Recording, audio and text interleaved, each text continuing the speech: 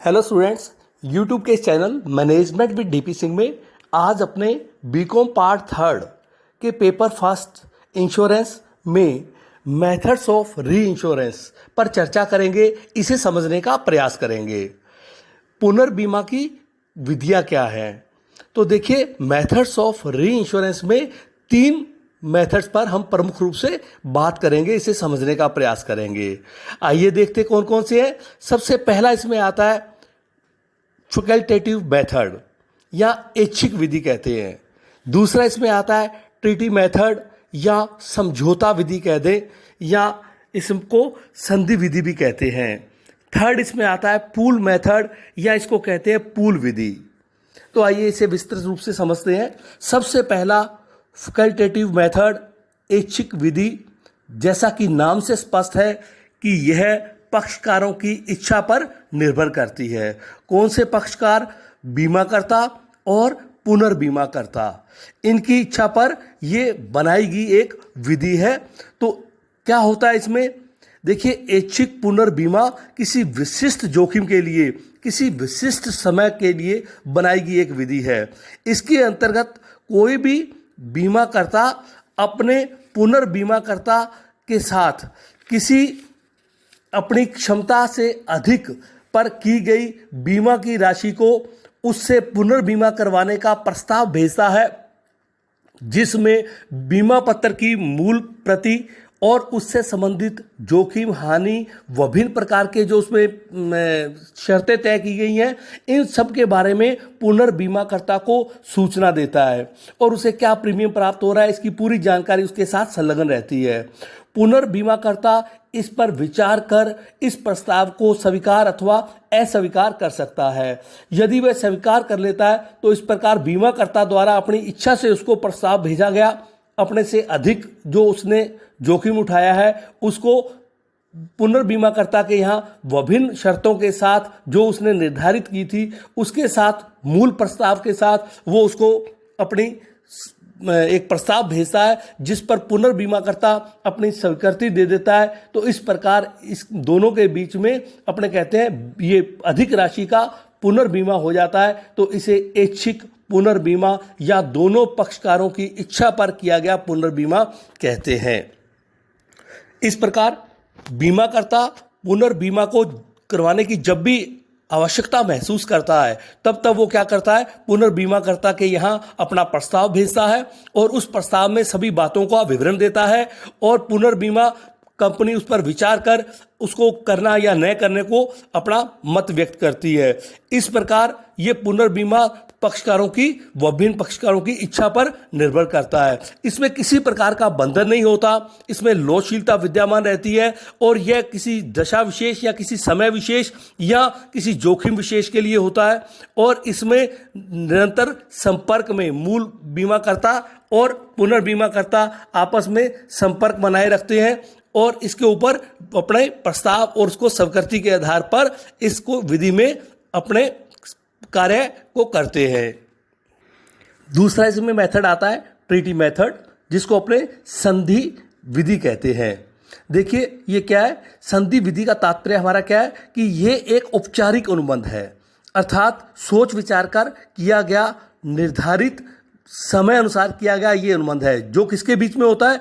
मूल बीमाकर्ता और पुनर्बीमाकर्ता के बीच में होने वाला ये एक औपचारिक अनुबंध है, जिसकी यहाँ तक कि समय अवधि भी निश्चित होती है कि वो लगभग 6 महीने के लिए किया गया है या 12 महीने के लिए किया गया है, जिसमें मूल बीमाकर्ता और पुनर्बीमाकर्ता विभिन्न प्रकार की शर्तों को पहले से निर्धारित कर लेते हैं और इसके साथ साथ जोखिम उठाने वाली राशि का भी पहले से निर्धारण होता है और इसके साथ साथ प्रत्येक बात कि जोखिम की क्लास क्या होगी, जोखिम का क्षेत्र टेरिटरी क्या होगी, जोखिम का विस्तार क्या होगा, उसकी अधिकतम राशि कितनी होगी, इन सब बातों का दोनों पक्षों में लिखित समझौता हो जाता है और जिसके लिए दोनों बाध्य होते हैं। एक सीमा से अधिक का बीमा मूल बीमाकर्ता द्वारा बीमा करने पर वो पुनर्बीमाकर्ता को प्रस्ताव देगा और पुनर्बीमा को भेजेगा और पुनर्बीमाकर्ता कंपनी जो है उसको स्वीकार करने के लिए बाध्य रहेगी। इस प्रकार इन दोनों पक्षकारों में कोई भी पक्षकार अपने अनुबंध के अनुसार निर्धारित शर्तों में कार्य करते रहेंगे, कोई भी पक्षकार उससे इनकार नहीं कर सकता। इस विधि में भी कई चीजें होती हैं, जैसे मान लो किसी कंपनी ने एक कोटे के अनुसार एक कोटा या एक निश्चित अंश राशि कर दी कि इस कोटे तक वो स्वयं बीमा करेगा, और इस कोटे से अधिक होने पर या इस राशि से अधिक होने पर वो अधिक बीमे का स्थानांतरण पुनर्बीमा कंपनी को कर देगा। जैसे मान लीजिए किसी कंपनी ने कहा कि वो 50% तक बीमा स्वयं करेगी और 50% जो भी उसका होगा व्यवसाय, उससे अधिक का बीमा वो पुनर्बीमा कंपनी को करवाएगी। तो ऐसी स्थिति में वो उनके साथ सारी शर्तें तय कर लेते हैं, और इसमें 50% तक तो जो मूल बीमा कंपनी है वो बीमा करती है, और उससे अधिक राशि का जो बीमा है वो प्रीमियम सहित उसकी जो शर्तों में निर्धारित हुआ है वो पुनर्बीमा कंपनी को स्थानांतरित कर देती है। तो इस प्रकार से इनकी पहले से कोटा या राशि निर्धारित हो जाती है। इसी प्रकार इसमें एक मेथड आता है सरप्लस ट्रीटी। इसमें क्या होता है कि यदि कोई कंपनी मूल बीमा कंपनी है वो कई प्रकार के बीमा करती है, तो वो प्रत्येक प्रकार की, मान लो वो दुर्घटना का बीमा कर रही है, मोटर का बीमा कर रही है, हेल्थ इंश्योरेंस कर रही है, अन्य अनेक प्रकार के वो बीमा की सेवाएं दे रही है, तो ऐसी स्थिति में वो मूल बीमा कंपनी जो है वो पुनर्बीमाकर्ता से, बीमा कंपनी से विभिन्न अपने किए जाने वाले बीमों या जो उसके द्वारा इंश्योरेंस किए जाते हैं उसकी एक लाइन रेखा तय कर लेती है कि इससे अधिक का बीमा होने पर वो उसको स्थानांतरित करेगा। इसी प्रकार हानि के आधार पर कि इस सीमा तक हानि मूल बीमा कंपनी उठाएगी और इससे अधिक हानि होने पर वह पुनर्बीमा कंपनी को स्थानांतरित कर देगी। इसके लिए भी दोनों पक्षकार पहले से तय शर्तों के अनुसार बाध्य हो जाते हैं। तो इस प्रकार ये आ जाता है कि हम कहते हैं संधि बीमा या हम ट्रीटी बीमा इसको कहते हैं, जिसके अनुसार दोनों पक्षकार बाध्य होते हैं और अनुबंध और शर्तें पहले से निर्धारित कर लेते हैं, फिर उसके अनुसार अपने कार्य को करते हैं। थर्ड इस प्रकार स्टूडेंट आता है, इसमें पूल विधि हम कह दें या पूल मेथड कह देते हैं। क्या है आइए इसे समझते हैं।